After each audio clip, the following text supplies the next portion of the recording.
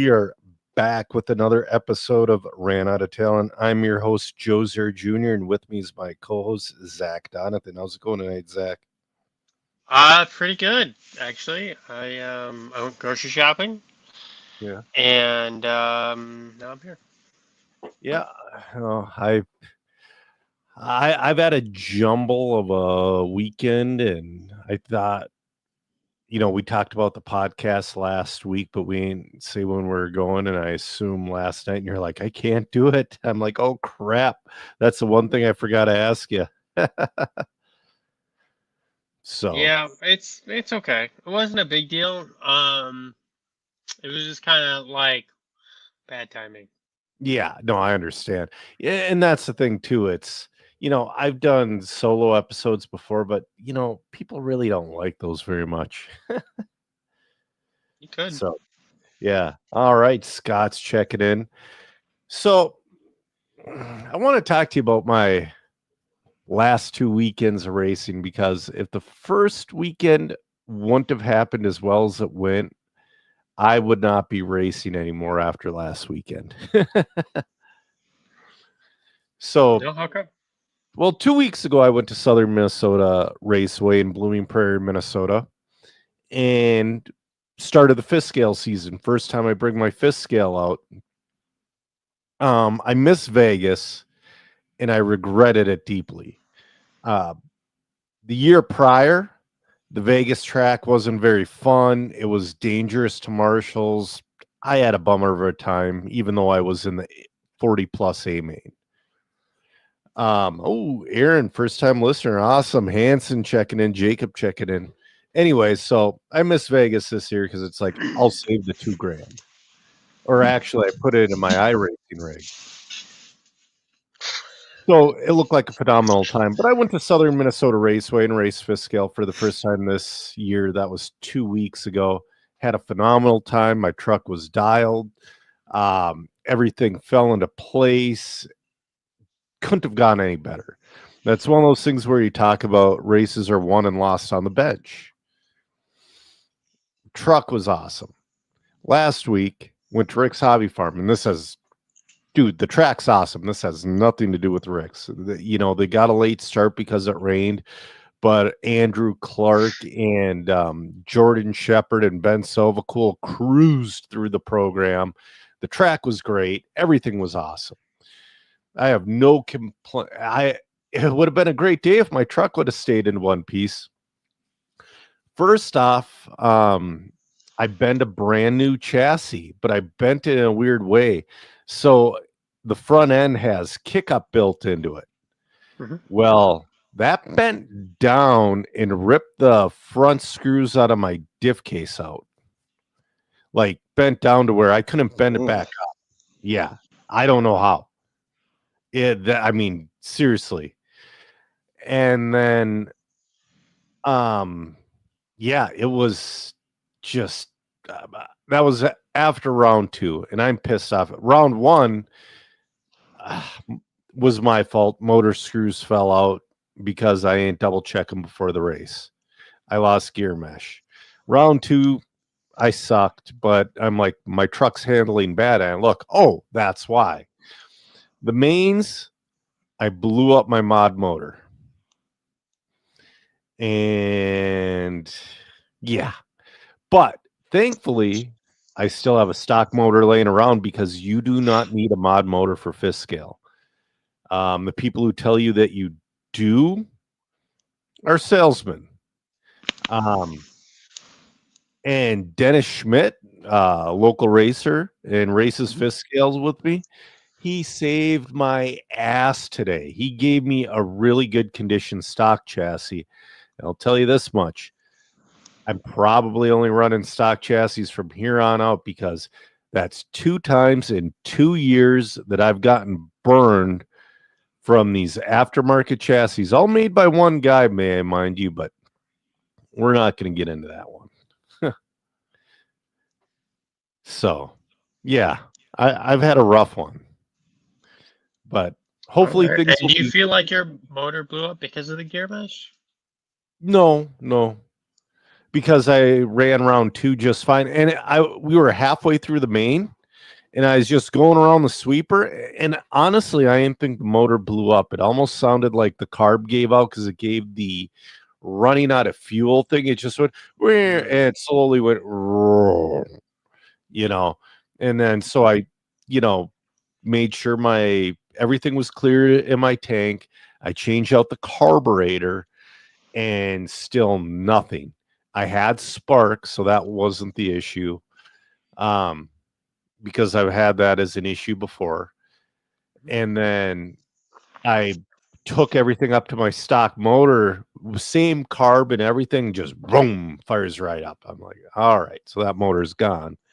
And then I look in the exhaust port, and on the bottom of the piston, there's a chip of metal missing. So, but again, though, like I said, I should say I bought that motor before I knew Chris Mickelson, who was racing at Rick's this weekend.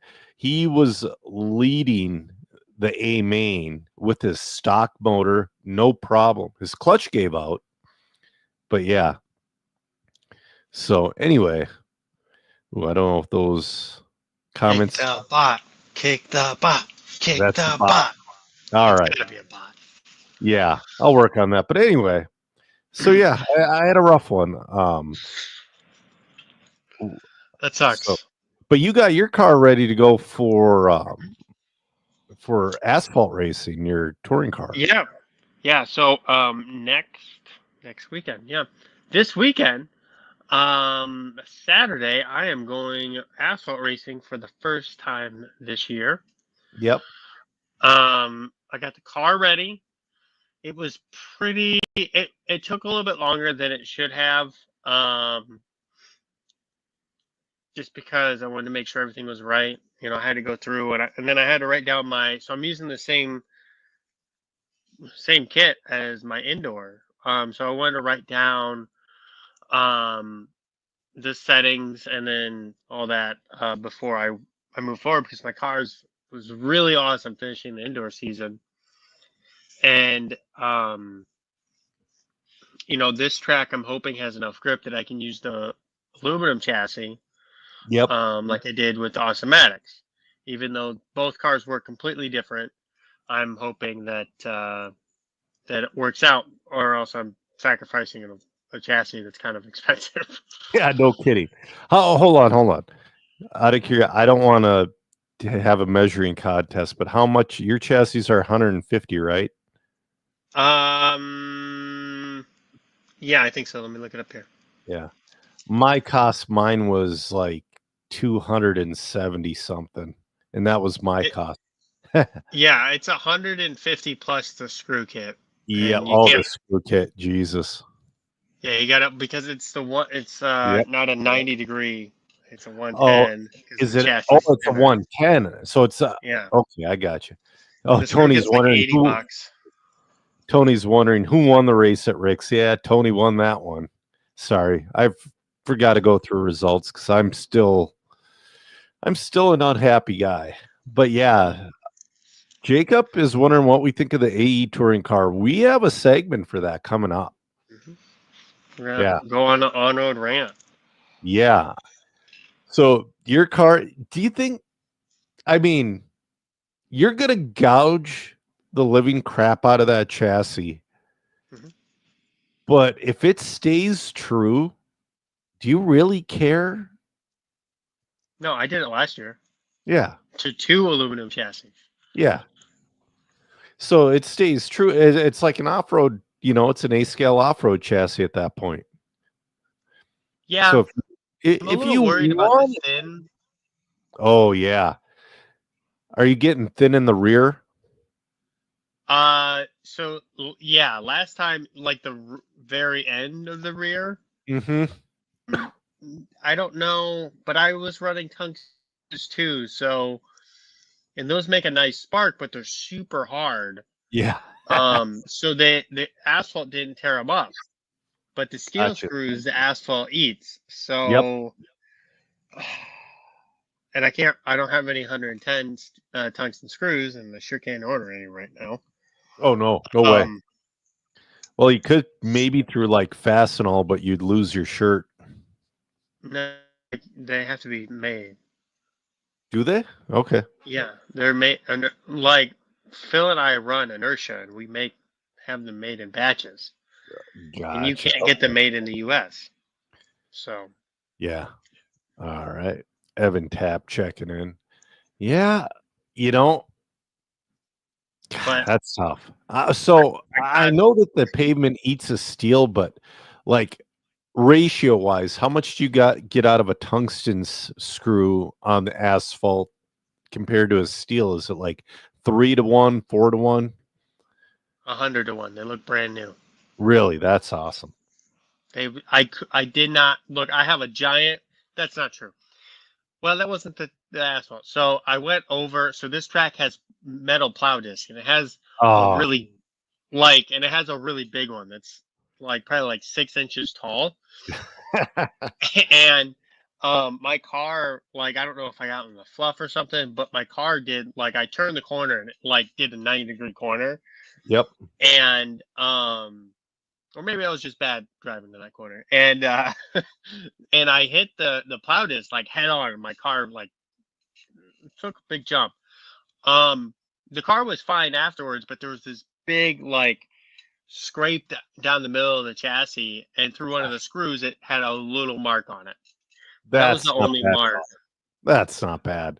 It wasn't You even. deserved worse, Zach. You deserved worse. Why do I deserve worse, Joe? I thought you liked me. I do. But you know, sometimes we deserve worse than we get.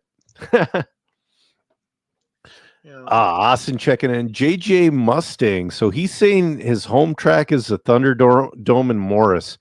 Nice.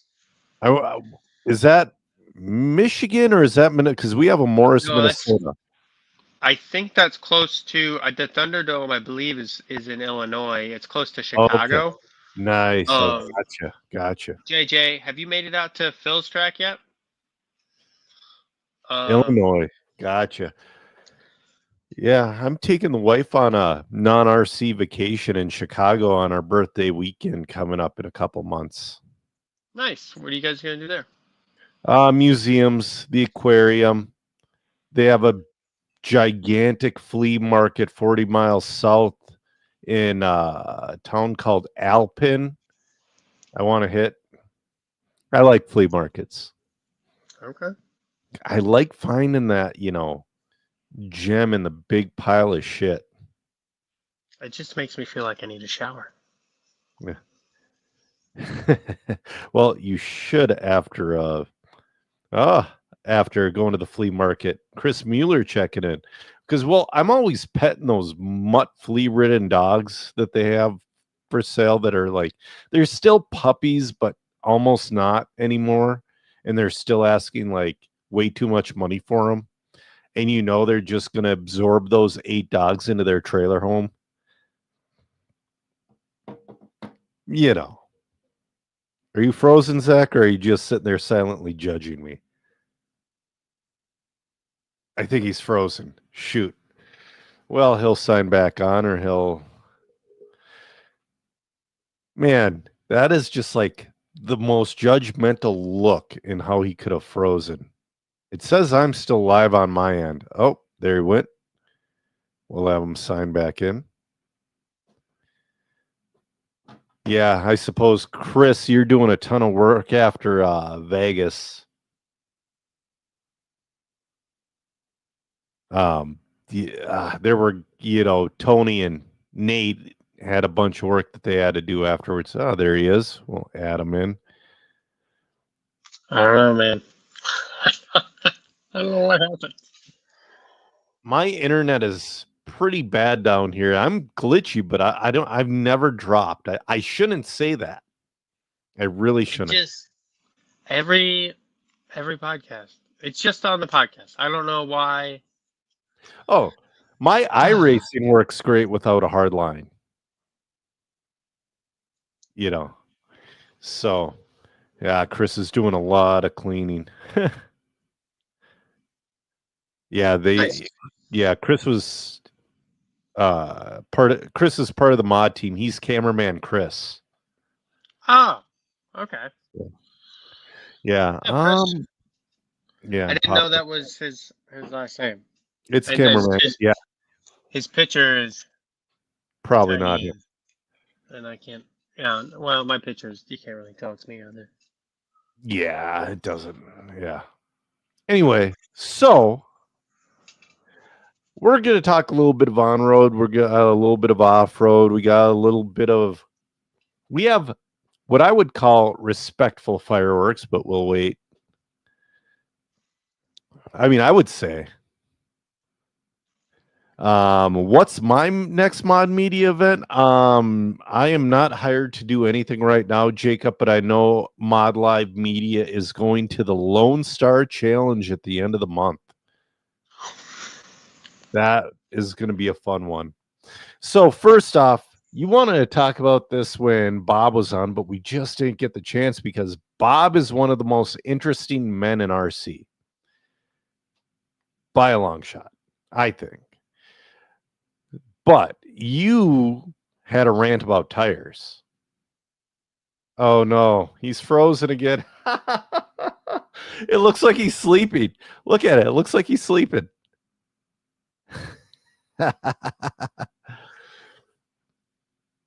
So anyways, before we get into that, yeah, it was really fun to have Bob on. And you know what? An hour and a half almost wasn't, but it wasn't long enough. I could go another, I don't know. Let me remove him there. Oh, there we go. Nope, he's still frozen. That's kind of fun. Oh, he's gone. So anyways, yeah, Bob, he was great to do the podcast with. And yeah. So while we're waiting for Zach to come back on, there is a new track coming to Minnesota called Island City. I'm pulling up the information right here because they have an awesome guy building it named Dave LaRue.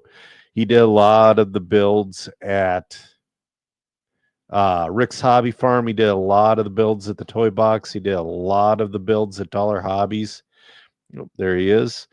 So, anyways, also the track builder Dave LaRue also used to be a professional skateboarder. So that's pretty cool. I showed him that one of his t-shirts was going for like several $100s on eBay, and he was just totally floored about it. But anyways, Island City Speedway, it's in Goodview, Minnesota. Check them out on Facebook. And yeah, right now it looks like they are I swear they were building like an A-scale track. It looks awesome there. So yeah, check them out on Facebook. So Zach, are we back yet? I think I'm back. The internet should be back. Maybe. The internet's pretty hard to get today. It is. So you had a issue with tires in touring car. Yeah. So, I mean, I'll tell you my experience from the world, and I'll tell you my personal experience that goes along with it. So at Worlds, the spec tire was a Sweep 3036. Yes. And there were two batches as far as I could tell. And the way you could tell that there was two batches is one batch had a shiny finish and one set had a matte finish. Okay.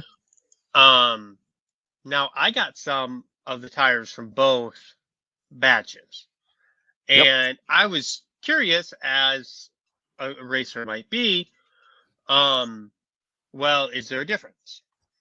I ran both sets, and you know what? I couldn't tell any difference. But that wasn't really a great experience for me, so that's not, maybe on a better environment I could have told. But regardless, some of the, like, I'll say A-main racers received shiny tires and some received matte tires. Okay. And as far as I could tell, they're exactly the same, or they all went the same speed on the track. Um, and so there was a big issue at Worlds that took hours of the time and an overnight meeting to solve, that like the drivers were upset because the tires were not the same.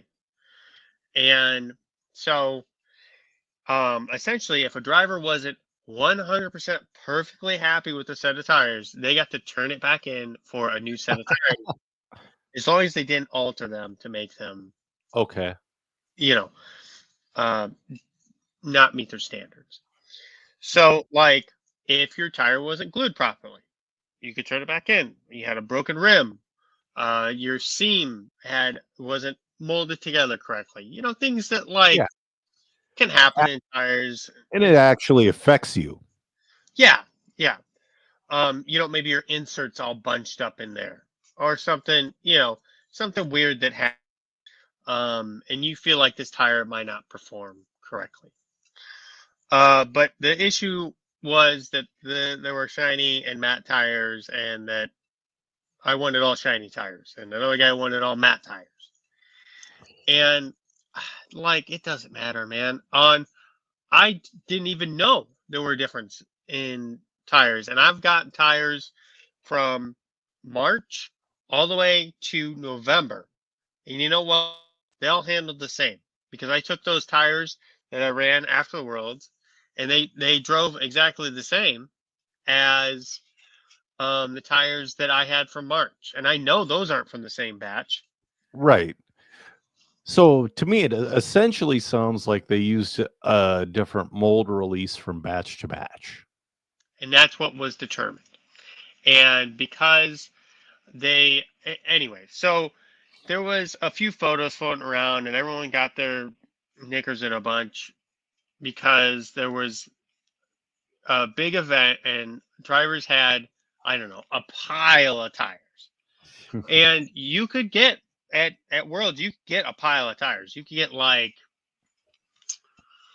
want to say 6 race sets and 12 practice sets, or maybe vice versa. Maybe you get 12 race sets and 6 practice sets. So you get 18 sets of tires, which is a That's lot crazy. of tires. But it's Worlds. I get it. Big, super race. I can understand that. And if you have like maybe an EOS or an ETS, excuse me, or some of these other races, I can understand, having a larger tire allotment, especially if you wanted to run tires at the upper level. Now, personally, at Worlds, I preferred third run tires. Okay. Along with a couple, and I got the idea from the owner, David Mayhew, Yep. who I was fortunate enough to sit next to. He was a very nice guy. And at another event, I ran second run tires, and I really liked those. And at the home track, I could run a set of tires until they fell apart, and they were amazing after the first run. Yep. I've been seeing tire tests for all kinds of things. Billy Kelly, I don't know if you follow him on Facebook, but Billy Kelly's just a single dude who drives around the country every single weekend, going to a different track and racing something different. And he just recently posted a deal. This is what Brand New Tires did as an on-road car. This is brand new tires. This is used tires with no concernable difference. What I have to say is, in the RC crowd, and I've done it to myself too, the placebo effect works both ways. I guarantee you there's an asshole who got a mixed set of dull and shiny tires that says, if Mar effed me, I'm quitting racing forever. I guarantee there's at least one, because everybody likes to find an excuse why it's not their fault. It's IFMAR's fault that it screwed me. It's the tire company. It was this, it was that. It's everybody's fault but mine. Yeah, and I only ended up using, I think, 5 sets of tires, and I bought like 15 or something. So you bought almost a season's full. Yeah, well, because at the Roar Nationals, we had to one run them because the second run it was undrivable. Mm-hmm. Yep. Well, So a good example though too, like I'm going to the INS event in June at Island Speedway. If I remember to sign up, I keep forgetting. But I'm going to buy a pile of tires for myself and my kid because they don't allow sauce there. And after 2 runs, they're trash. If you're not saucing on the black carpet, I should say. But I'll save those tires and use them for months and months and months later with sauce, or I'll use them on the Dollar Hobby track. So I'm going to buy a ton of tires up front, but I'll be able to use them later on too. So, yeah, man, I don't know. People just, like I said, they always find a reason why it's not their fault. well, and like the gravity tire, and I don't know this to be the case with all of the tires. It does not the case on asphalt, but on carpet where the surface is a lot less abrasive. I ran all last year on 2 sets of tires. Now I don't race a lot, Yeah, but I bet it's a couple thousand laps. Oh yeah, maybe easily. more. Yeah. On You those 2 not sets of racing a tires. lot. You not racing a lot on carpet is once or twice a month is the way I look at it. Yeah, but I'll bet you money that I am the person with the most laps on that track. Oh, I'm sure. I get out there and I put in the work. Yep. Matt Kronig is saying, is that like when you get the old Schumacher tires, you apply heat to the tires and the dullness goes away? I'm sure. Did you have to clean them to make them the same consistency? Well, the same visual consistency. Yeah, oh yeah. Once you cleaned them or you ran them one time, you couldn't possibly tell the difference. And if you scuffed them, you were allowed to like scuff them with not Scotch, but I don't remember what. But if you just put like a motor spray and you ran it over real quick, Yep. because that's what I did when I was. So you were allowed to cut the seam off, but you weren't allowed to scuff them. So it was Okay. kind of like a. But some people were scuffing them. I saw them do it. Yeah. Anyways, but once you put that motor cleaner on there, there was no. You couldn't tell. Right. Right. But anyway, Ah. so if you think the tires are screwing you, it's probably not the tires. No, it's probably. I've had it happen. We've all had Yeah. bad sets of tires, yeah. but like they're few and far between. They are. Cole Troop is wondering, he's getting back into the outdoor dirt scene at Outdoor Blooming Prairie Track. What do I recommend for A scale electric? I recommend a Techno or Associated. That's about what you got. You know. I think that would be true for most of the country right now. Yeah. Well, for A scale. Now, if he's talking 10 scale, I'd say X-Ray or Associated. The X-Ray A scale is very good. But you need part support and you need people support. I'll be honest, I don't know much. I mean, I know about the car, but I haven't driven any kind of X-Ray car in 9-10 years. You know, the reason why I talk about the X-Ray 10 scale buggy so much is because I see it so much in comparison to the A scale. Yeah. It's hard to deny the 10 scale with what it's been doing. That's true. And it did really well this last weekend. Yeah. Cole, what you should do is if you're racing at Southern, you got to get a 5th scale. That's what you got to do. Just don't buy those aftermarket chassis. Don't buy aftermarket chassis and leave the motor stock. I'm going to write an entire list and share it around to all the 5th scale pages that I'm going to piss people off and I'm going to piss off sponsors, but I don't care because you know what? Although 5th scale is a big money game. I'm not loaded. And when you bend a new chassis that costs other people more, but costs me, just under $300, it really hurts. I do know. I've done similar but again, things. like the motor that popped on me had gallons and gallons and gallons through it. And I sent you a picture of that busted rim. That was 3 that years old, you was said. 3 years old. That rim was 3 years old and it broke. Well, yeah, I got plenty of use. Kyle goes, stock pipes also, get rid of the mod pipes. If a track owner says, listen, if you want to run fifth scale, you got to put stock pipes on, I would begrudgingly do it. They are such power robbers.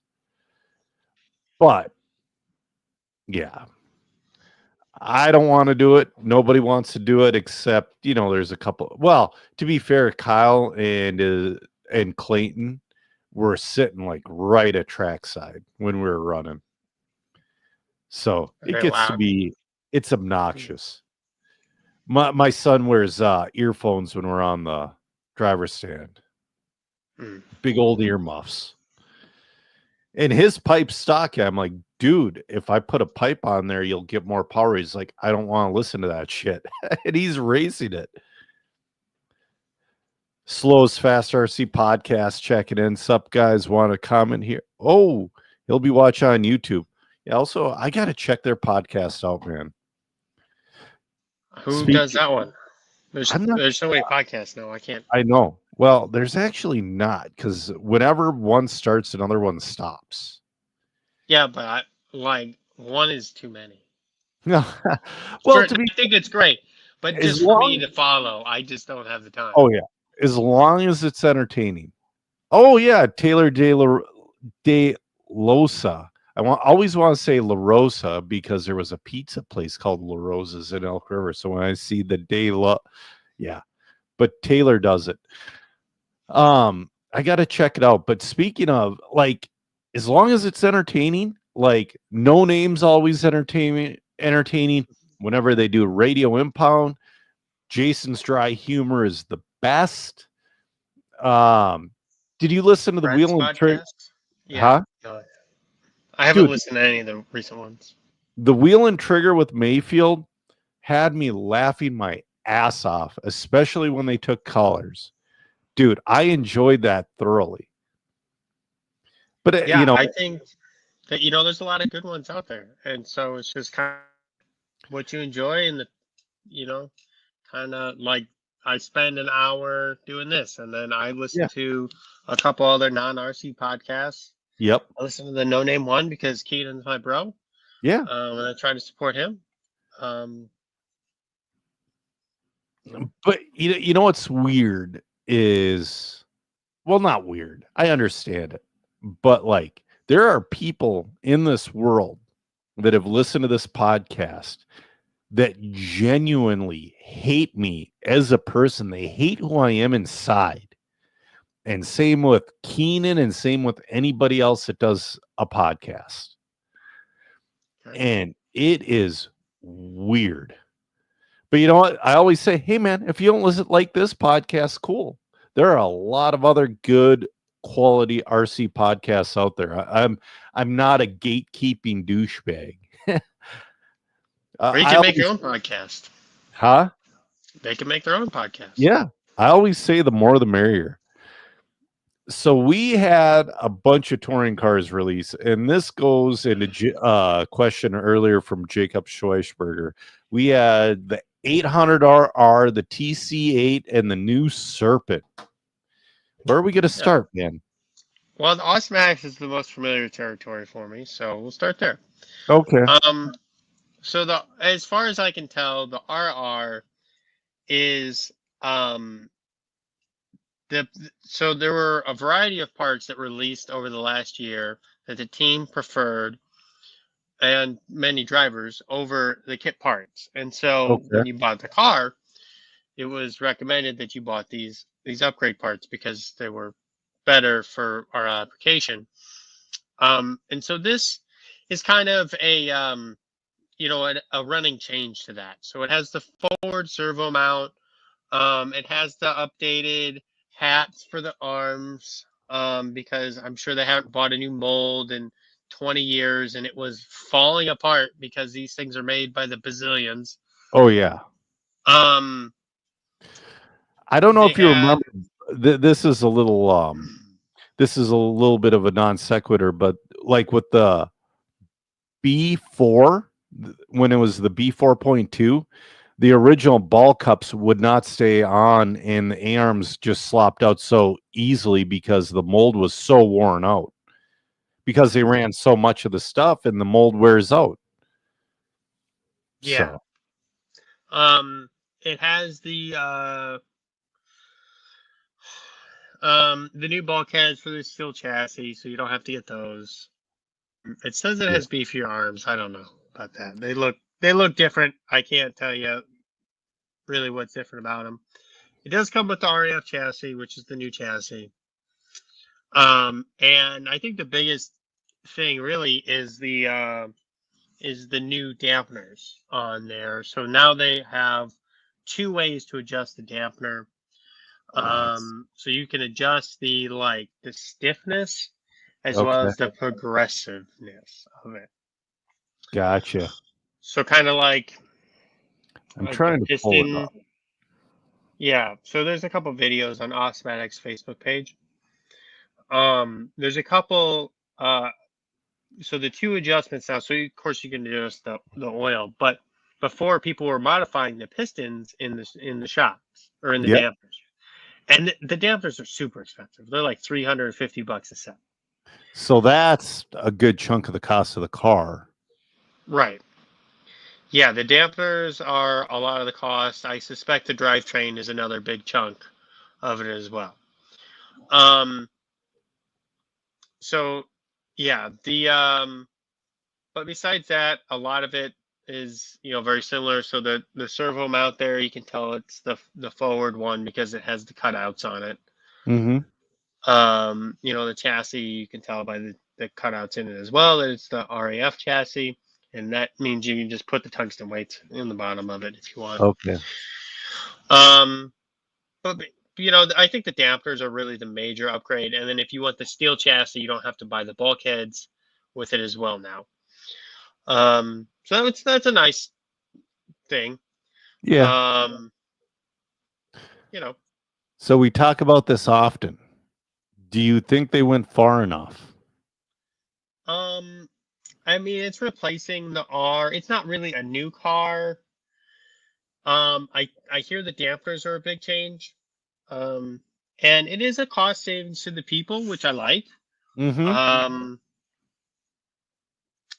So that's nice because between the bulkheads, you have the forward servo mount and the new hats, which I didn't have a problem with the old ones, but now that I think of it, I don't think I used the kit hats. I think I used some from like 10 years ago when I was running the Gizmo. Okay. It has some other things on there that I had a problem with that they fixed since, like the shock pointers, the stock ones that I had. If you weren't careful, you could bend them Yep. or even change the shape of them. And so with the pointer, so how the dampener works, it slides in and out Yep. on the chassis. And so you have this like feeler gauge, and then you set the distance with that feeler gauge based off Okay. those pointers. And so if you weren't careful, you could bend one of those pointers, and now you got two different length dampeners. Okay. It changes, and then the position of the dampener changes, the leverage the arm has on the dampener, which changes essentially the oil, if you will, like the oil rate. So it'd be like going up half a weight on one side of the car, Okay. which is, less than ideal. So yeah, I think they did some good things. The dampeners are the big thing with the new, so now you don't have to modify your dampeners. Um, besides that, it's just cost saving stuff. I wish more brands did stuff like this. When Associated knows that people are buying XYZ parts to put on their car, um, I think they should do another kit and, do a 7.1 that way. And then they also had the new, the new dampers with it, which is, I think, really the only main, like, really big feature. I Gotcha. did, yeah, I did the new bell crank and all that stuff. I didn't do the pulleys or the bulk ups, and obviously not the dampeners, um, or the bulkheads. So, but yeah, I think it's a good running change. I don't see a name for or a reason to even rename it, but I Yeah. guess you could have, But um, it's not a bad thing to name it just like the RR kind of. no, it's okay. I think it's good enough. I don't know if it'll fix the problem because I know they were having some issues and maybe the dampeners did. Seemed like Sam really figured something out the last couple weeks on the carpet season. So Okay. maybe that was Jeff's, the problem. Jeff saying when he tunes in, he sees Awesomatics, he likes it. Yeah. Every once in a Yeah, I mean, while, you know, it does look like a mark improvement. Mhm. Let's bring up let's see if I can find Well, let's do the the serpent one first, serpent. and then Okay. we'll get into the of Do what I everyone not wants to know about the associated car. do I not like serpent on Facebook? Uh, Here we go. Well, this was April 22nd. I'm Let not me in. sharing my screen because I don't think I like how do I not like serpent on? I Well, don't like serpent. dude, I don't know about now, but they used to have A scale on road cars that were just the bomb. Yeah, Oh, April 23rd. I'm working my way down to it. Oh no, they went from November 10th to December 5th to March. Yeah, so Serpent America doesn't. I'll just go to the webpage. I just did Serpent RC and it came up. I sent you the link. Okay. Well, I just heard it right there, so we'll pop that up. Hold on. Sorry, guys. I should have had this all pulled up, but I only had one Facebook reel pulled up. Oh man, now it's not loaded. So, I mean, I think that there's a couple key things with the Serpent car. They're offering a steel chassis for it. Um, I only knew two people that ran that Serpent car. One's Dominic Reiner, who's an amazing wheel, and the other is another guy from Florida who doesn't run the brand anymore. Um, and I'm just not sure about the car. I think, and this was on asphalt. On carpet, I'm sure it's not that good because Serpent just never does any testing on carpet, it seems like. Um, I've had one good Serpent carpet car, and that was their first touring car, and that was so many years ago. It's not even relevant. yeah, I like how they have it set up. The In terms of the arms, it's very similar to like the Associated, Yep. where it has the pillow paw style lower arm. Yep. Otherwise, I mean, it looks like Are all the those other cars on the market. It does. These pictures are like, yeah, they took them with the cell phone. Um, Yeah, those not a good cell phone dampeners, either. those dampeners kind of look a little large, or is that They just look like the Mugen ones. okay? No, that's the standard size when you're comparing them to like X-Ray that Yeah, are like this big. yeah, They have like my shock travel is 7 millimeters. yeah. That's all it is. Buddy. I don't think it's going to be a bad car. I don't know how well it'll do on carpet. Bringing it back to 1985 with the honeycomb chassis that we used to do the RC10. I Sorry. think that's the steel chassis. Yeah. And I don't understand why they did that. There's speed holes. They make the car go faster. Well, no. Yes. So many things. They did it to save weight, but instead of doing it so that the holes affected the flex, Yep. they just made a hexagonal pattern. So now you took weight out of the most important part of the car. Right. You want in every form of motorsport that I know, you want all the weight to the bottom. You want none on top. Centralized between the axles. Yes. And I would rather have it been in there. Like, I have to add, with the Shorty battery on the X-Ray, I had the 240-gram battery weight and 95 grams of weight plus the motor mount weights, and I was like 5 grams over. Holy crap. So I had to add like 150 grams of weight to make weight with the car. And the chassis are all super thin, so I don't know if they weigh 150 grams more. And that's what the little Shorty battery. Yeah. So I've seen you guys go back and forth between batteries in the touring car world. What are you currently running for batteries? So, indoor, still running like the 4,000 size, super low profile, like almost the 1S size battery. Yep. For asphalt, I'm going to do some testing. So I have some 5300s that are coming. And I have that are stick packs. And then I have some 6400 shorties that are coming. Okay. That, I want to see the difference in performance. They both weigh about the same.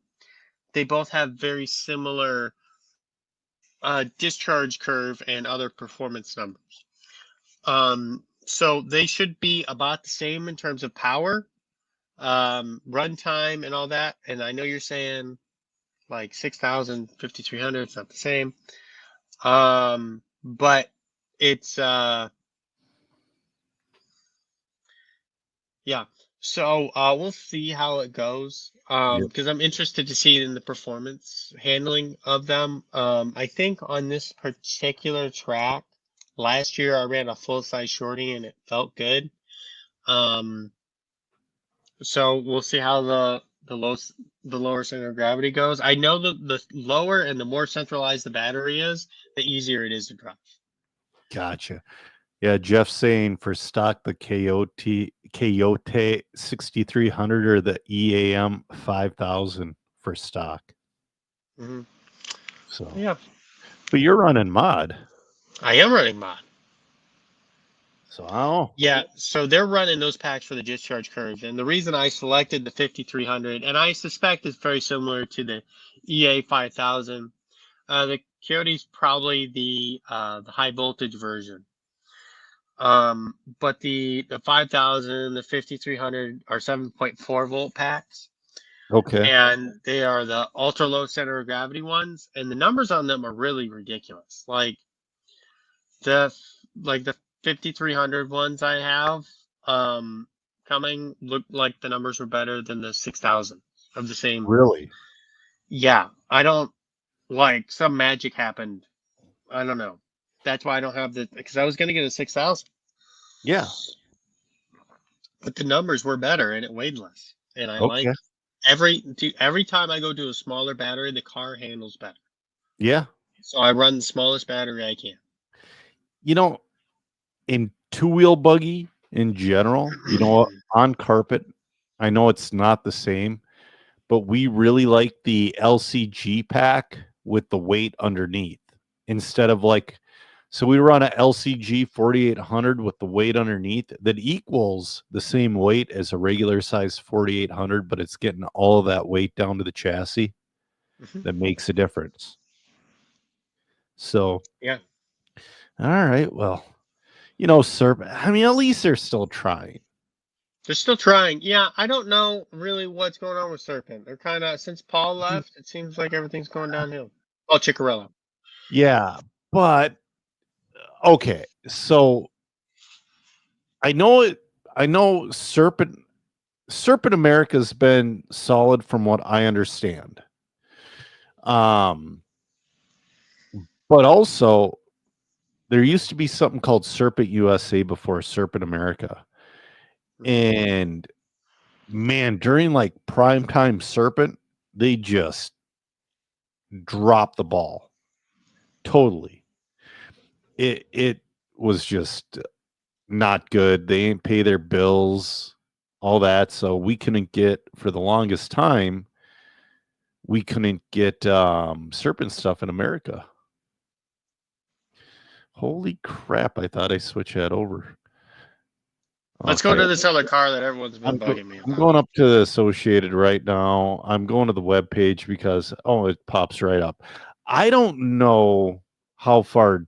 Well, I'm on the graphite spec, but it shouldn't matter that much. No, it doesn't. So Jeff, the battery. So why they like, if you ever drove a 2-wheel drive buggy, they like the weight placement forward and back makes a big difference. So they like that weight back there because it's a nice pendulum effect. It doesn't really make a difference that it's up higher or lower because it's like a millimeter, and it's not. If you raise the battery up, you raise the battery up, and the battery and that plate probably weigh about the same. Right. But I don't know, they like it. Yeah. So it's maybe a millimeter lower, but they like that weight back there. So I'm sure it would be very similar as long as it weighed the same as, bigger. So yeah, Associated new car. The team drivers are getting a hell of a discount on this because this is retail price we're showing here. Yep. And so I think it's going to be really great. I think a lot of the off-road guys are going to try on-road again. I think that this car looks promising. Again, it has the kind of 8-scale style pillow ball adjustment. I don't know how that handles on 10 scale. That hasn't been done since the 4X, and the 4X was not a good platform. No. I know that. The car itself looks really good. I saw this at Worlds. I don't remember seeing the pillow ball adjustment on there, but maybe I was not looking at it either. And it's kind of hard to tell with the tires on. Yep. You made a really good point to me the other day. And I go, do you think it'll be good? He goes, you're not going to win a national with it, but it'll be fine. And I'm like, I'm not going to win a national anyway. I only say you're not going to win a national with it because it's the first, it's not that the car couldn't win.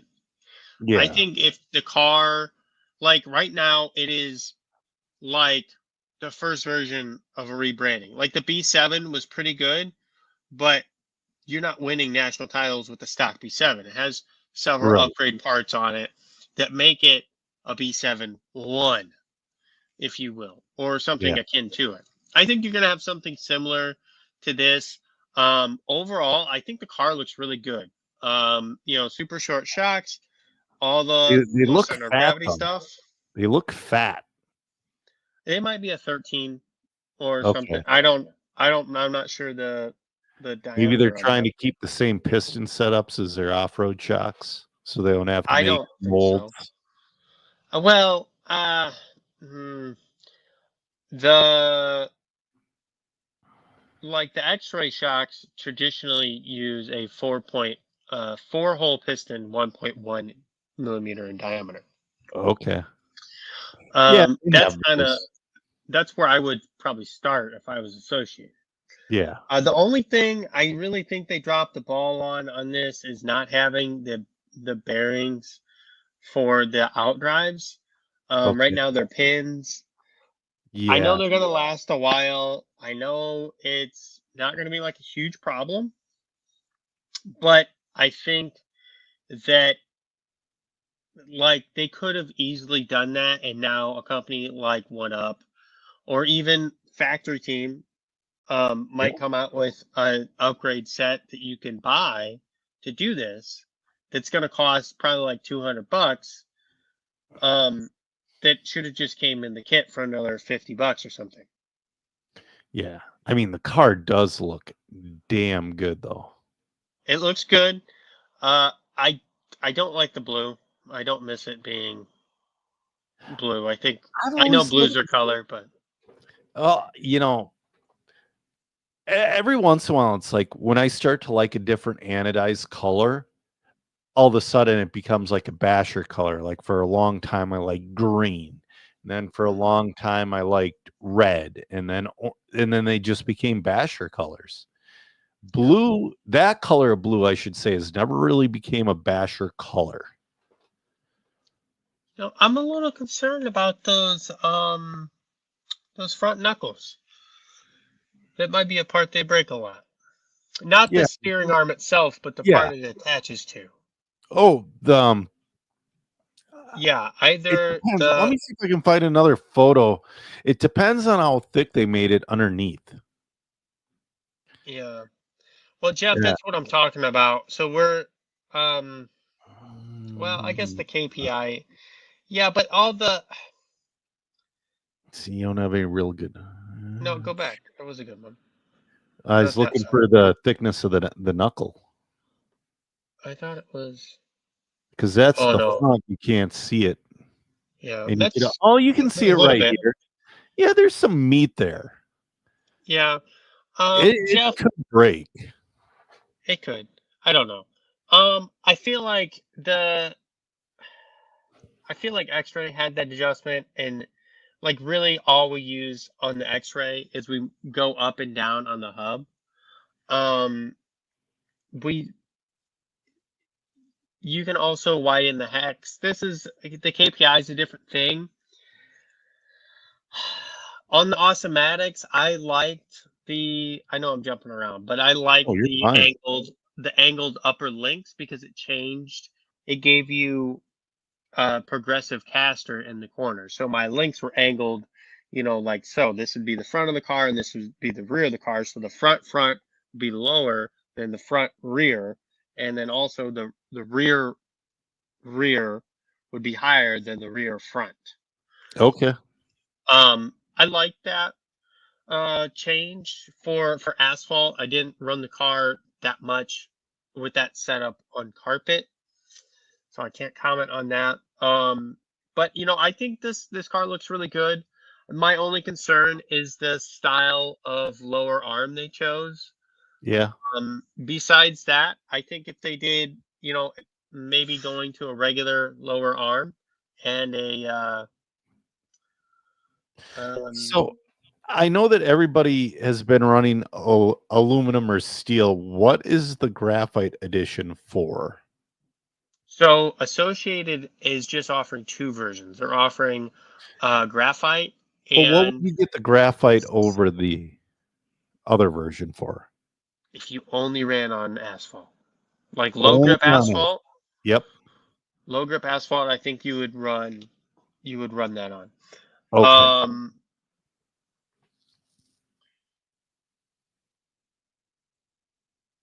Uh-oh. Oh no, you're not No, I'm frozen. here. I I'm thought you here. I just remembered something. I was texting my wife. froze.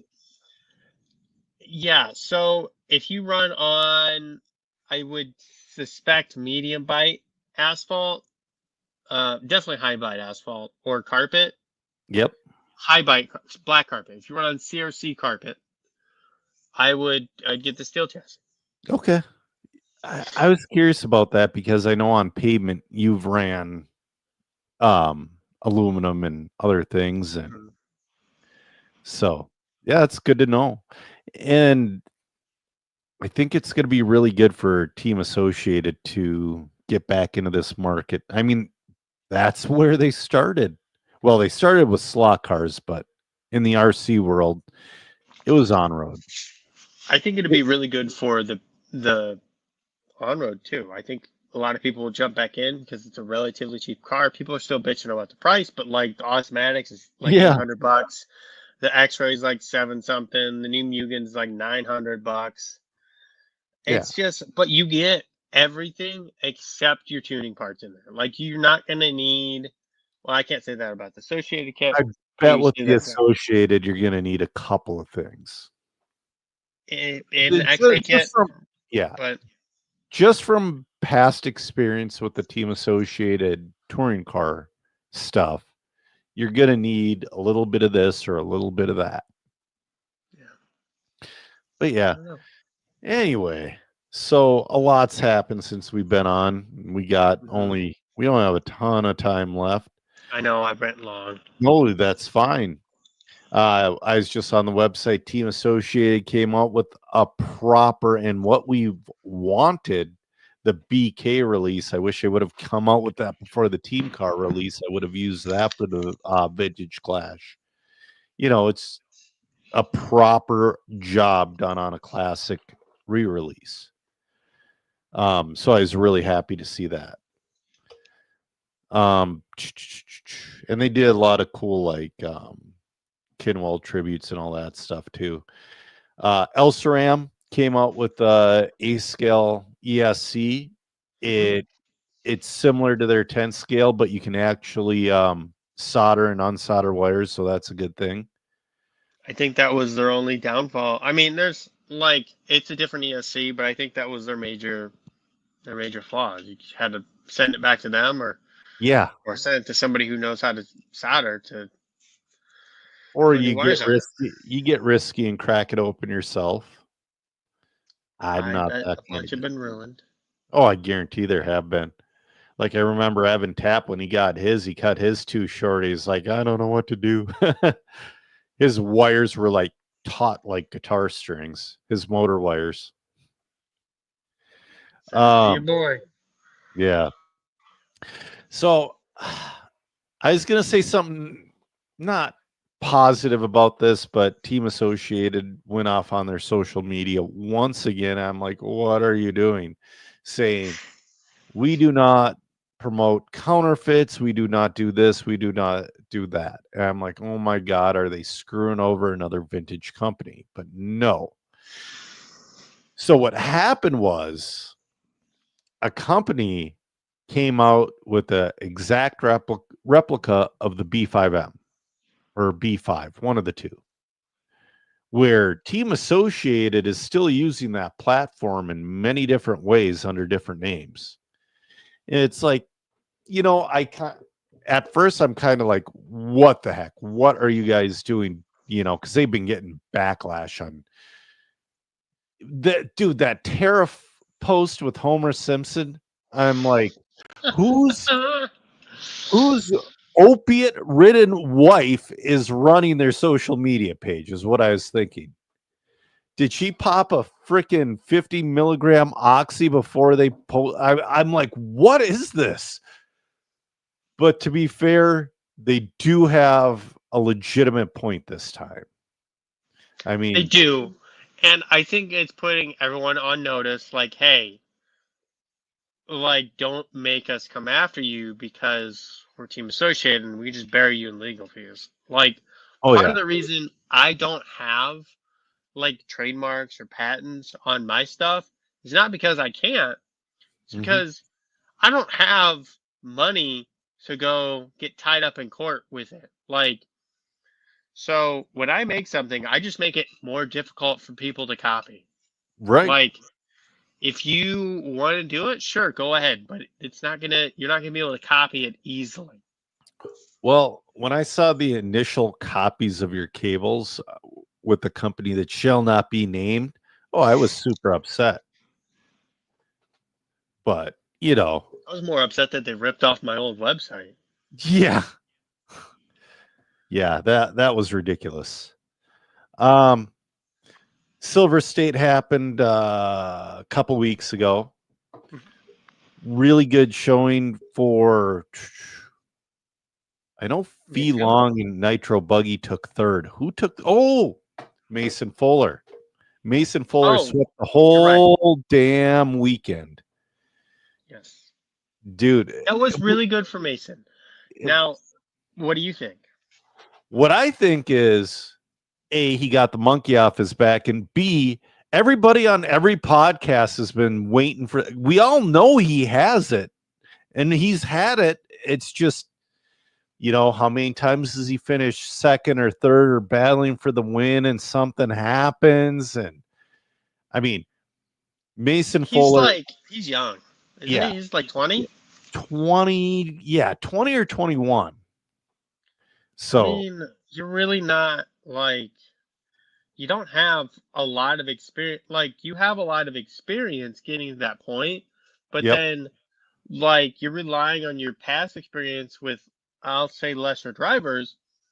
Um, it's different once you get into that A main and like learning how to drive with those guys and like how to make speed because it's a different thing going fast with the fast guys than it is going fast with the slower guys. right, And then you have to have your racecraft too. Like, you may not be able to pass somebody, so you have to figure out how to make them make a mistake or like use your pit strategy or and you have all these things lined up and then you change brands, you change electronics, and you change this, that, the other thing. You just need experience. And right. he's got enough experience now to get several big wins under his belt, albeit in the same weekend. Now, is this the new Mason Fuller, or did he have a, I won't say it, did he have a good weekend? Um, I think it's the and same Mason Fuller with just an extra 1 or 2% refinement. that's all he was so close anyway. Yeah. But so I'd be really interested to see what happens moving forward. Mhm. Um, and what happens when there's a full field of racers too, That because was there a were, pretty full field. but Dakota wasn't there. Dakota wasn't there, Ronald Folk wasn't there, and Ungaro wasn't there. Yeah, there was a few. I But mean, Knass was there. Canas was there, but Canas didn't have a good weekend. Well, and again, though, it's a different track. What was crazy were the top guys on that bumpy, ever-changing track. The top guys were running in the high 90% efficiencies. Yeah, it's really. It's Good, like good for you them. kind of expect that on a smoother track, or you kind of expect that in carpet off-road. But on that track, when you're cracking that 96%, that is flipping crazy. I bet. I don't mean to say it like this, but I bet if every lap you're hitting all the same bumps, like you can probably dial in your consistency. So I've driven on the fifth scale surface is the same, and I know it's different with fifth scale and all that, but it's one of those things where with fifth scale, I would assume A scale is similar, but with fifth scale, the track literally changes every 3 laps. I bet it's less with 8 scale. Yeah, probably. It's probably the same for a qualifier, and then it's different round 2, then it's different round 3. That's how So, it was when I raced. yeah. Well, but I mean, great job to Mason Fuller. Yeah, excellent Now, job. now I would it's love. now it's Seth sorry. Van Dalen's turn. It is. It could be Caden's turn. I would say it's more Seth and Caden wasn't there. I want to say Mason still hits some of the Hobbyplex Techno series, but it's like Seth and Mason and Tom Rendernick, and there's a couple more in there. They all grew up together in the Hobbyplex Techno series. And Seth and Mason, there was a long time where I'm like, oh, Seth had Mason covered so much to where for a little bit it wasn't even a competition. Then all of a sudden Mason had Seth covered. I'm like, oh, what the heck is happening? And they've always been neck and neck, and so I'm it. I would say pretty soon it's going to be Seth's turn. So that's going to be exciting. I think he's trending to do well. So if he finishes this year out like he started it, Yep. he will have a Mason Fuller year. Yep. And prime himself next year. He didn't have a terrible Silver State. He just didn't podium. He did super good at PNB though. Oh yeah, absolutely. And is AMS in January? What's in January? He did good there too. Yeah. Is it AMS or is it well, there's SIC. No, it's SICK. It's SICK. Yeah. Yeah, because Brandon Rose won SICK in 24. Yeah. Yeah. So what else we got to talk about, Joe? Ronald Folk to Hot Race. And what I love about that the most is because Hot Race and Matrix aren't just rivals. There is true hatred between the companies. So that was a big middle finger to Hot Race or Matrix. Sorry, big middle finger to Matrix. And it should work out well for Ronald Folk. Hot Race is working very good everywhere. Mm-hmm. So that's going to be a good one. Do you think that was in Ronald Folk's contract that he with X-Ray? That if Matrix wasn't, or I guess it probably won't say Matrix, but if one of your other sponsor companies is subpar and we can prove it's subpar, then you have to either you can't run for that company anymore. It has to be. It has to be. I think at the end, I want to say Tessman, was it Tessman forced to give up OS towards the end? I want to say he was running FX at the end. Even though he had signature Ty Tessman low profile OS engines. So I think you're right. Yeah. I wasn't really paying attention though. Towards the end of his career, even though he's still doing pretty well, I wasn't paying attention that hard either. Because that was kind of like the start of Mayako, Ryan Mayfield leaving Mugen to Techno, all that other stuff. Stuff going on, plus like COVID. Yeah, well, and he lived in Canada. Holy shit, poor guy. Yeah. So Horizon canceling. I understand canceling some of the new events, but dude, they canceled Axial Fest. Dude, they're just fucking all their customers. It's not just Asher's turn this time. It's not just. I mean, they're fucking all of them, but they're also. I don't know, man. It's not like it cost a month. That was a sold out event. People bought tickets to do Axial Fest. Yeah, I don't think it cost them that much money, and I bet the return on investment's pretty big. Yeah, for sure. It's not a good look on their end. I don't understand that one. You still have their fanboys, Oh, dude, I got into it with one of the guys. I said, well, it's either a Nepo baby or a terrible CEO decision. He's like, well, how do you know that? I saw that. It's like, oh man, I love making that guy mad. Well, guys like that mad. There are TLR fans that are out there. Like I asked one guy, it's like, hey man, why don't you switch? He goes, because I have enough parts to build 8 cars. I'm like, fair enough. And the that 4-wheel drive TLR is not that bad. It's not that bad. It's very out of date at this point, but a couple years ago. It's still, well, that's true. A couple years ago, it was still competitive. Associated hasn't released a new 4.0, have they? But it's coming. And yeah. Yeah, Jeff makes a point. Horizon's looking for short-term games with no concern for long-term. Yeah, I mean, I think like Axial Fest probably cost them. I don't even think it cost them $20,000 But they if they sold sold tickets to it. tickets. They sold That's what I'm tickets. saying. Well, if I think it costs them more than $20,000 to put on the event, but I think in terms of money they put out of their pocket, it's less than 20 grand, and I bet that they make that money back over the course of the weekend. Absolutely. I don't know. So I don't, and they gain customer. Like that's so stupid canceling those events. That's easy money, easy customer retention, easy shaking hands and kissing babies. Like, It's not like 50 guys show up. It's several hundred. yeah, Yeah, it's they don't.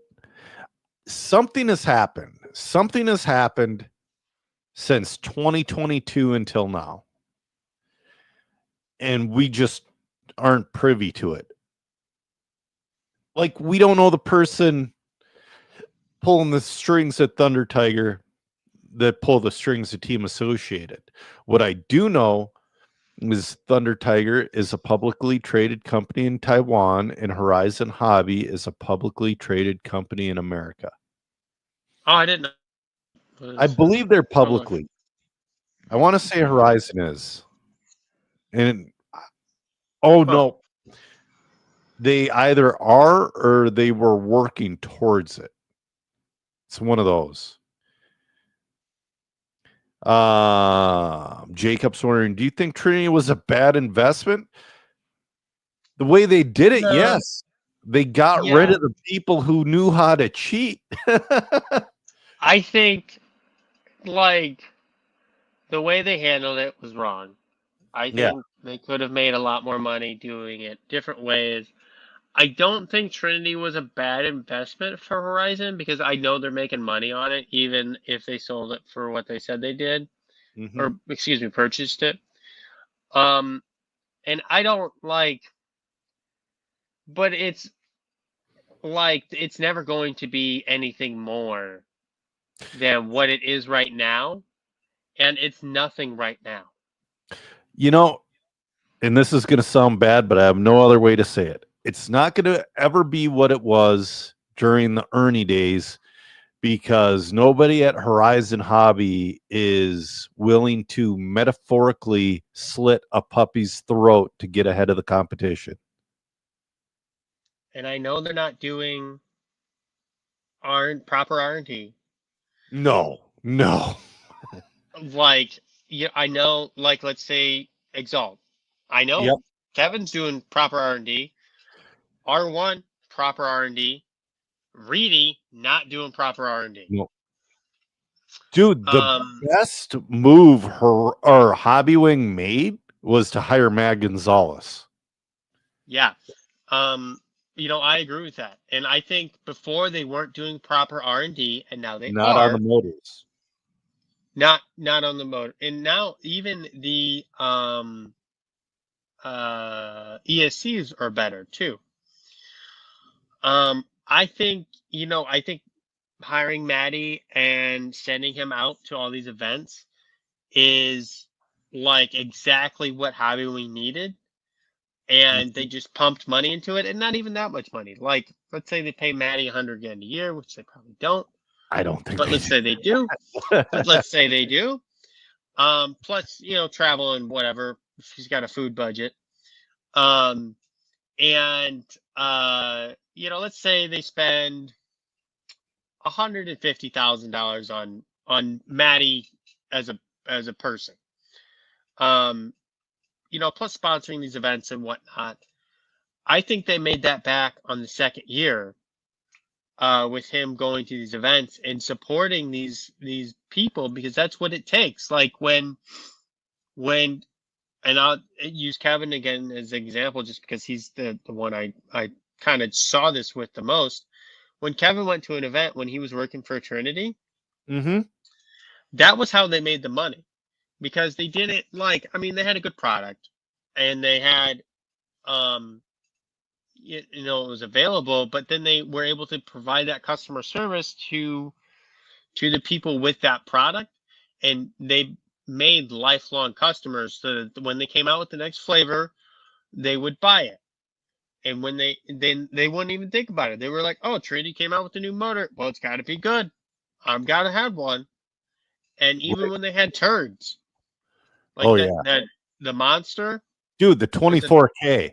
That 24K Oh, was the that's biggest true. piece of crap ever. But everybody That was bought a it. turd.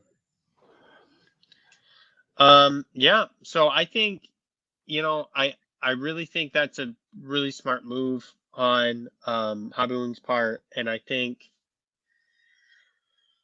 I wonder what's going to happen with some of these other motor battery companies. Well, so like you're saying, so let's say they were all already paying Charlie Swanka, who is awesome to have at your company. You start paying Matty G. So you start selling. They used to probably sell a stock motor to the guy who didn't know, and then that guy would sell it on Facebook Marketplace for $25 and get himself an R1. Hobbywing went from that to being the top motor and everybody wanting them, and they can't keep them in stock. That's worth some serious money right there. Mm-hmm. So, And in mod too. They've got stock and mod by the balls. well, mod, they've always had a pretty good motor, but now they have a motor that holds up in oval. That's huge. Matt Kroenig saying he stopped buying from Horizon when he got a DOA Spectrum radio, and they told me to send it in and wait for repairs. Yeah. Jeff says Trinity was contracted by Horizon Hobbies or castrated. I'm tired. Kevin grabbed the balls and formed Exalt. Eric Epp is at 1UP, and hopefully we'll see cool things come from that relationship. Every time HH abandons a brand, it creates an opportunity for someone that still has a passion for our sport to build something better. He's right. I mean, Yeah, I would agree with that statement, especially that last part. yes. And there are people that truly have the passion and they have the intelligence to make a business out of their garage and do something positive for the RC world. Matt Del Judah says, oh, go ahead. And I feel like you have to be in it for the people and not just for the money. Because once you get in it for the money, then you get a Horizon or an Associated or just these really big brands that I don't even maybe A-Main was another big one, but there's not that many giant brands. Hobbywing's a brand that seems to have reverted from that state to, and this is I don't know if it's a temporary change because it's been 2 years maybe. Yeah. That's happening, but they've reverted from this ginormous brand that didn't really seem to care about its customers. Like, hey, we're gonna make this motor, and you can buy it or don't have to. I don't care. Yeah. To somebody who's like, hey, we're gonna actually put in the work, and we're gonna care about this stuff. And I don't know, and I feel like maybe R1, especially now with their titanium stuff, and I don't mean to say that in a bad way, but it seems like they've lost their dominance in the motor battery world for off-road for sure. Or not even dominance, market share might be a better term. Right. They put too many eggs into the drag racing basket and kind of lost a little bit of a foothold. I think there's just not enough people to go around. I think they just spread themselves too thin. Yeah. Not even that they put too many eggs into one basket. I think they made a pile of money on the drag racing stuff. Yeah. But then they didn't have anybody to work on their motor battery stuff. It was a big mistake letting Tom Rendernick go. Yes, I would agree with that. He was, is a big mistake for X-Ray letting him. I don't I don't think X-Ray or whoever saw what he was doing in the Midwest for X-Ray. I know R1 saw what they were doing, but do you think they got a little cocky about it and is like, well, we can go on without him? Which they I don't know. can. They went on, they had hot motors before them, and they'll have hot motors after. Maybe they're gonna struggle like Team Scream. Remember when Team Scream was the number one freaking thing to have? Yeah, and When it's was the still last a time? good motor. It's still a good motor, but when's the last time you? Ohio. I really haven't Yeah. seen. I haven't seen They're one still there. locally. Yeah, Yeah, it's Ohio. That's where, because Wayne Gerber, he's kind of built that community around Team Scream with John Cravata. yeah, Um, I don't know. I don't think, I think Tom did more for R1 than he did for X-Ray. yeah, Um, absolutely. and I don't like, because X-Ray kind of had a big enough presence that it was like another piece. But R1 didn't have another piece. Like there's only like 4 pieces and they took one away. Or Right, one went away. right. And like that's a big gap to try and fill. Whereas Yes, X-Ray, it was maybe one of 100. So like, it wasn't as big. But I do think, I think in looking at it now, and I haven't talked to Tom recently, but it sure looks like he was different at X-Ray than he was at Schumacher, because I'm still not really seeing anything at Schumacher. I'm Schumachers. seeing, Schumachers are fast cars to the right people. Not everybody is the right person for a Schumacher. well, they got that new 4-wheel drive coming out. Yeah, we'll see. Let's hit a couple more comments, and I got one or two more notes, and then a reel. Yeah, and it's Matt Del Judas is saying during COVID, HH was over 100% profit numbers. They are still doing numbers better than 2019, but they are like 100 million lower than 2020. So Big Business Mentality says they are losing 100 million a year, but really they're up like 50 mil a year. Dude, I've been seeing that all over all the industries. I mean, it is a little ridiculous. Jeff is saying, I really have nothing against Verizon, but the way their business just does not allow them to stay at the cutting edge of competitive racing. If they were just Arma, Axial, and Spectrum, I think they'd actually be a better company and understand themselves better. You know what? He's probably right. I think there's some other pieces and parts in there that are probably beneficial from Losi. But Yeah, yeah, I think if they cut, dude, that new LMT is sweet. well, and they have those micros and the minis, I Mm-hmm. think those are great too. Yeah. Um, but like that's not a race car. You No. can race that, and same with the NASCAR. It's Yep. not a race car. People are racing them. Yeah. Oh, dude, that's think way that's more great, though. popular. Yeah. Slash, not a Yeah. race car. People race them. Dude, I was so shocked with that Losi race car, that oval car. I'm like, what is this piece of crap? Why is it 1/12 scale?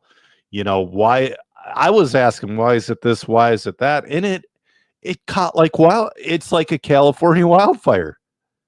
I think it's good because Yeah. that was definitely missing in the market space. Yeah. No, I think Horizon could do a variety of really good things for RC. And maybe the best one is to get out of racing. Yeah. And Jacob let a says, smaller company yeah. take Jacob up says the their, sprint car is fun. yeah. I haven't driven one yet. No, I I think don't know. probably the best thing they could do is to get out of racing and let a smaller company like a DRC, not that I'm interested in getting into electronics, but Yeah. take over their stuff. Like just send Trinity and Proline and AKA out to the pasture and whatever racing brands they might possibly want, and just like, and you can have like a 1 or 2 person shop like an Exalt Yeah. who actually cares that the million, $2 million a year they're going to sell is plenty of money for Mhm. them in revenue / profit to be able to live and sustain and be happy. And then the racers are going to be way better for it too. Yeah, absolutely. Jeff says the Losi NASCAR is a McRib of RC. He'll come around once a year, then you won't see him for 10 months. And then Jacob says the sprint car on slicks is awesome on carpet. I bet it is. Nice. Should we get into this? Pull it up. Yeah. Beam me up, I Scotty. was going to talk about me getting a Noble, but it's like, dude, the Noble is sweet. I recommend getting one. How about that? Noble. Yeah. Yeah. All right. Let's see here. Share screen. It's up. I will hit play. Come on. Why is it not? In Breda, so they're arguing about who would let him buy. We got some drama on her. Tempers are hot between Aiden, Doug. So it looks like the X-Ray and Associated guys are getting at it. Her Aiden, what's all this hype about? What's going on here? Dude. All right. No. Q1, I'm running third, Tater's in eighth, and I go to pass him, and he just cleans me out for no reason. He's my friend. I love him to death. I don't know why he did that to me. And then he tries to blame me. And then A1, a four-wheel, he blatantly takes me out again. And then he's mad that I have a problem with it. And then A2, I'm battling for second. I come up to lap him, and he doesn't let me by, and he's aiming for me. What is this guy's problem? I don't know. Get him off the track. At least he didn't even make the two-wheel main, so I only have to deal with him in four-wheel. Thank you. Good words from Aiden Horn. Tempers are hot.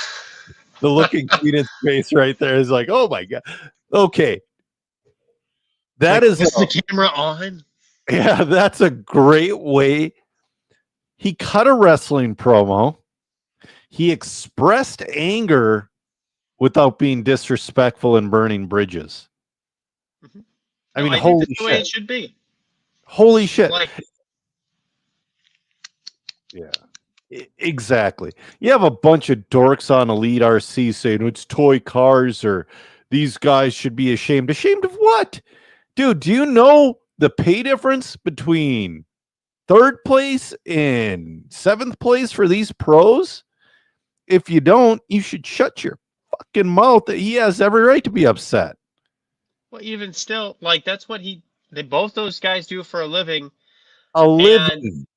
Yeah, that's what they literally, and their living is based off of the position that they finish on in that race. So just like in F1 or any other racing, you want to do the best you can. Well, one, because you're there to win. All those guys are there to win. When I go to the racetrack, I'm there to try and win. I might not win, and I might have to settle for doing the best I can. But when I show up, I'm going to try to win. I'm going to do my best. And if that means me trying to win is a freaking 9th place, then that's what I got. But those guys can actually win, and they're trying to win. Yes. Dude, I mean, I love that promo. It wasn't a promo, but it should be. I don't know. It's great. I was so happy that Elite RC was there to get that on camera. We need more of that type of thing where it's not bashing. It's not necessarily disrespectful. But you can it's just not being rude. There's no reason you can't do that. It seems like he's not taking a tantrum approach to it. He's taking an adult approach to it. Right, exactly. And I'll tell you what, as a 42-year-old man, it's tough not taking a tantrum approach sometimes, especially when I have a platform. Believe me, I wanted to hit the switch on this today and just start going off on certain manufacturers, but I didn't because it doesn't help with anything. And we don't know. It's speculation for some of that. And I feel like, I don't know, there's something when you, I don't know if you've experienced this before because you like to throw tantrums, Joe. Yeah. Just kidding. But I on a number of occasions, I have been absolutely livid and ready to throw a tantrum, and I'm holding it together, and I finally get the only way they're gonna reason with me is if I'm about it, and I gotta tell them, fuck you, but I got to do it in a business way. Yeah. Yeah. So, And you know what? And again, one more time, Keenan's face right there is priceless right after. there's all those Lance Dows going around. We Yep. need a Keenan Dow. So Yeah. somehow make that happen. Exactly. I kind of hope he goes to Island. He's been kind of alluding he wasn't supposed to go to Michigan, but ended up going to Michigan. Mhm. And yeah, Jeff makes a point. He did that just right. I agree. No, So I think it was great. yeah, I want to see more of it. Not just out of him, but out of everybody. And stop holding back, but don't say regretful things. And don't be a prima donna. Don't be Yeah. like, oh, he touched my car. Like Yeah. some of the F1 drivers. I'm like, shut the hell up. Oh yeah. You if are living your best life. If Max Verstappen's not winning, it's somebody else's fault. Sometimes he makes some valid points. Sometimes he's being a bitch. Yeah, no, you're right. And that's what all racing at every level and every scale is about. I don't know what you're talking about, Jeff. I'm perfect. I'm perfect. Okay. I have never in my life ever done anything wrong. Oh, yeah, never. All right, man. We got to wrap this up. All right. Got anything else? Yeah. Thanks for all the comments, guys. This was really awesome. The interaction. Jeff, we should maybe try to do like a one with you because you have some very good insights on a couple things that was I've really had Jeff on here once before. It was great. Yeah. I like Jeff. If you don't know. Yeah. Jeff's a good guy. All right. Well, I'm Joe Zier Jr. and with me was my co-host Zach Donathan, and we've ran out of talent. Have a good night, guys.